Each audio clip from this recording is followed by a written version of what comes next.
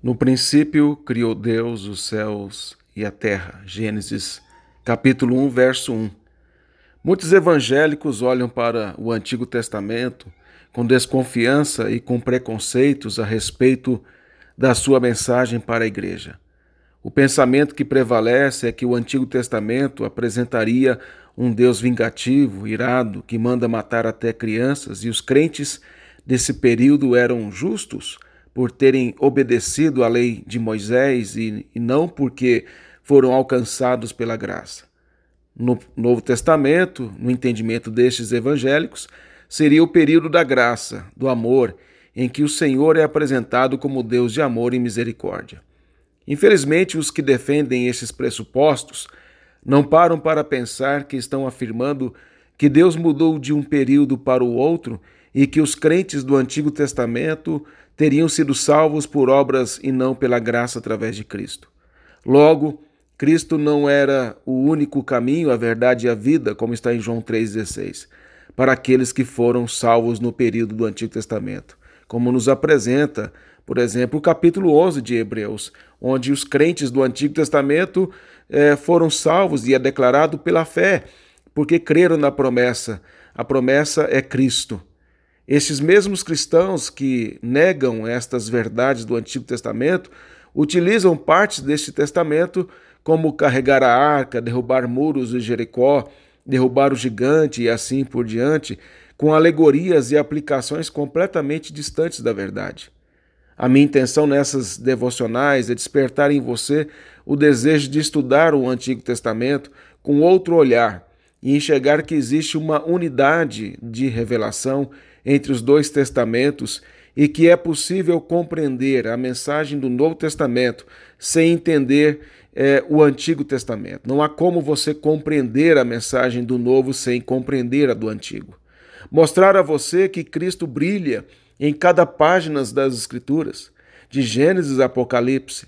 O nosso Redentor é apresentado progressivamente da criação à consumação.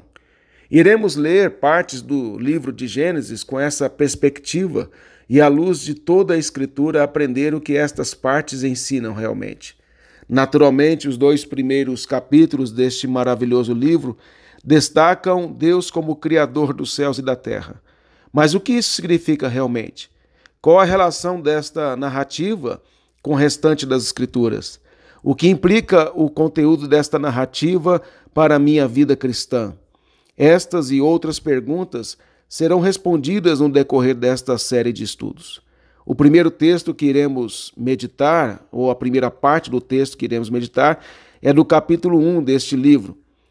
A parte que vamos meditar hoje é do versículo 1 do capítulo 1, no princípio. Essa expressão revela que Deus é o Criador do tempo, do espaço e da matéria. Antes do princípio não existia nada criado, apenas o Criador. Nada surgiu espontaneamente ou por um processo evolutivo, porém foi causado pelo Criador, o qual não tem início ou fim. O Criador não foi causado por nada ou por ninguém, ele é o causador primário de todas as coisas.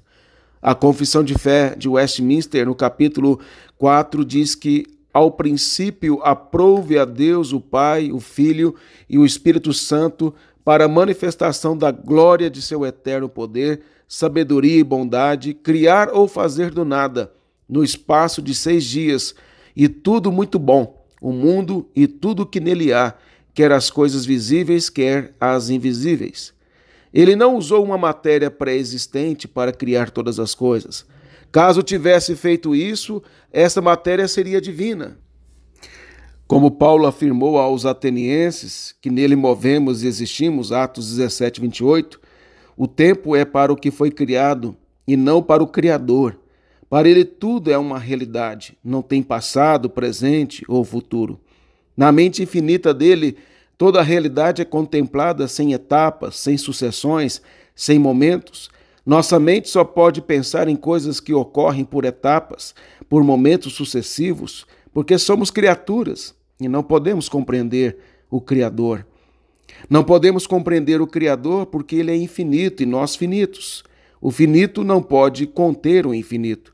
Todavia, podemos conhecê-lo, pois ele se revelou a nós por meio das Escrituras e por meio da encarnação de Cristo, que é o clímax da revelação de Deus. Logo, o nosso conhecimento a respeito dele, a partir das Escrituras e de Cristo, é real e verdadeira. O que isso implica para a nossa vida? Que adoramos o Criador e este não depende de nós para nada, para ser o que sempre foi e sempre será. Que tudo o que criou fez para a sua glória e louvor louvor, e a nossa existência só encontra significado real na medida em que entendemos que a glória é dele e não nossa. Viver para a sua glória é a fonte da nossa alegria. Toda a realidade se move e existe nele, depende dele. Não tem concorrentes divinos. É o único Deus, o único Criador, o único causador de toda a realidade. A ele toda a glória, hoje e para todo sempre. Amém.